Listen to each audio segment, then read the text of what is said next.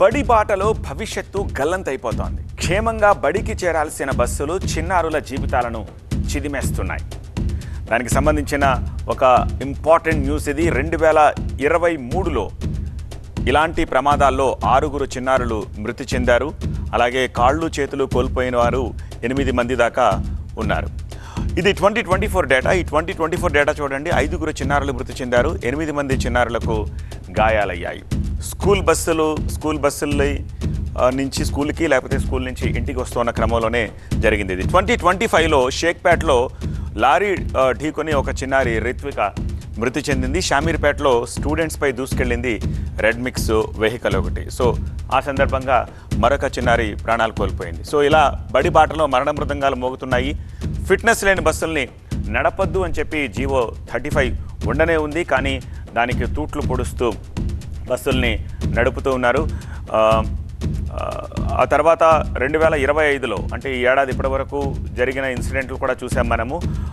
Fitness లేని బస్సులు నడపద్దు అని చెప్పి జీవో 35 ఉన్నా సరే ఇలాంటివి నడుస్తున్నాయి అంటే లోపం ఎక్కడుందో ఒకసారి ఆలోచించవచ్చు. గ్రేటర్లో స్కూల్ కాలేజ్ బస్సులు దగ్గర ఒక 13,200 ఉన్నాయి. కానీ వాటిలో ఫిట్నెస్ ఉన్నవి ఎన్ని, లేనివి ఎన్ని అని ఒక్కసారి క్వశ్చన్ చేస్తే సరైన ఆన్సరే మనకి దొరకదు. తూతూ మంత్రంగా తనిఖీలు చేసేసి లంచాలతో అనుమతులు ఇచ్చేస్తున్నారా అని చాలామంది అడుగుతున్న పరిస్థితి కనిపిస్తోంది. డొక్కు బస్సులకు రంగులేసేసి పిల్లల జీవితాలతోటి చెలగాటమాడుతున్నారు. శిక్షణ లేని డ్రైవర్ల వల్ల కూడా ఈ ప్రమాదాలు జరుగుతున్నాయి.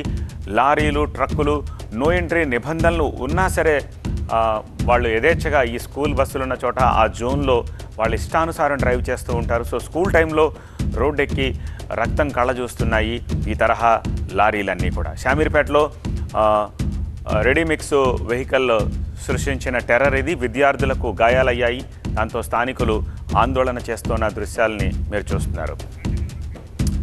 గ్రేటర్ హైదరాబాద్లో ఓవైపు స్కూల్ కాలేజీ బస్సులు, మరోవైపు నో ఎంట్రీ నిబంధనలను ఉల్లంఘిస్తోన్న లారీలు, ట్రక్కులు నిత్యం నెత్తిరోడిస్తున్నాయి. రోడ్డు ప్రమాదాల్లో పిల్లలు పిట్టల్లా రాలిపోతున్నారు. బస్సుల ఫిట్నెస్ సహా చిన్నారులను తీసుకెళ్లేటప్పుడు స్కూల్ యాజమాన్యం తగిన జాగ్రత్తలు తీసుకోవాల్సిందే అంటున్నారు ఆర్టీఏ అధికారులు.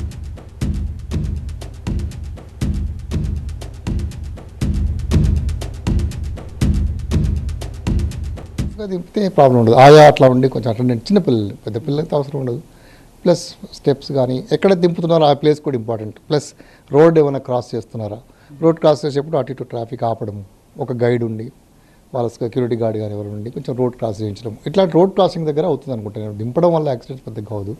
వెనకాల బ్లైండ్ స్పాట్, సపోజ్ ఇక్కడ రోడ్ క్రాస్ చేసేటప్పుడు సపోజ్ లెఫ్ట్ సైడ్ నుంచి అంటే వెనకాల టక్కన వెహికల్ వచ్చి రావడం వల్ల వాళ్ళ షేక్పేటలో మనకు యాక్సిడెంట్ అయి కింద పడిపోయి ఒక చిన్న పాప 5th క్లాస్ పాప చనిపోయింది. అలా అంటే బ్లైండ్ స్పాట్స్ అంటే ముఖ్యంగా వేరే ఎక్కడైనా వెహికల్ వచ్చేది మనం పసిగట్టకపోతే యాక్సిడెంట్ జరిగే అవకాశం.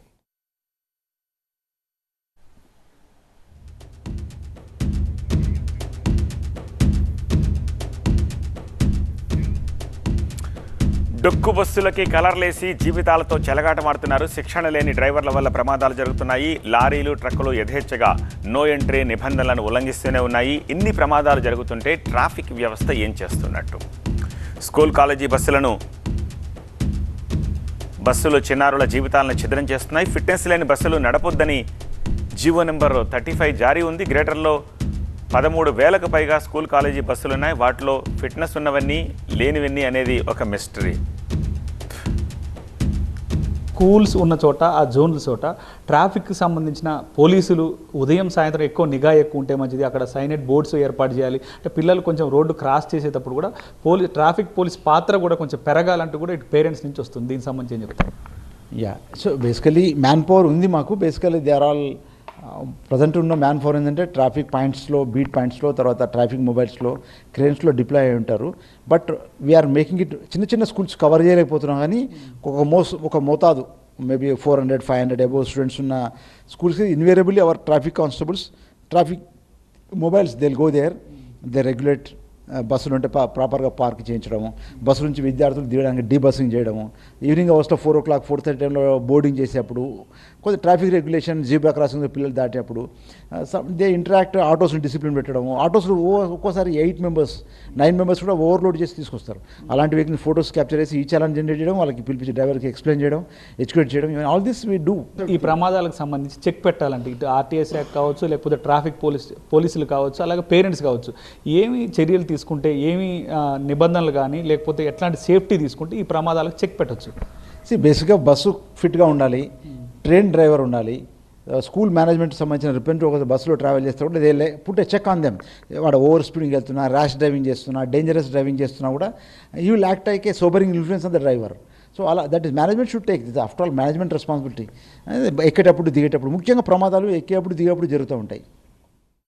హైదరాబాద్ సిటీకి సంబంధించి నిరంతరం నిఘా ఏర్పాటు చేసి ఇటు స్కూల్స్ బస్ కావచ్చు, అలాగే ట్రక్స్ కావచ్చు, లారీలు కావచ్చు, ఇటు ఫ్లయింగ్ జోన్లో ఉన్న ఎక్కడైతే రూల్స్ అతిక్రమించి ఏదైతే ట్రాఫిక్ చెప్పిన టైం కాకుండా ఇతర టైంలో సిటీస్కి వస్తున్న వెహికల్స్ మీద నిఘా ఏర్పాటు చేసాం. వాళ్ళందరినీ కూడా వెంటనే కూడా కేసులు బుక్ చేస్తున్నాం అంటూ కూడా చెప్తున్న పరిస్థితి నెలకొంది. కెమెరా పర్సన్ వెంకట్తో వాసు, TV9 హైదరాబాద్.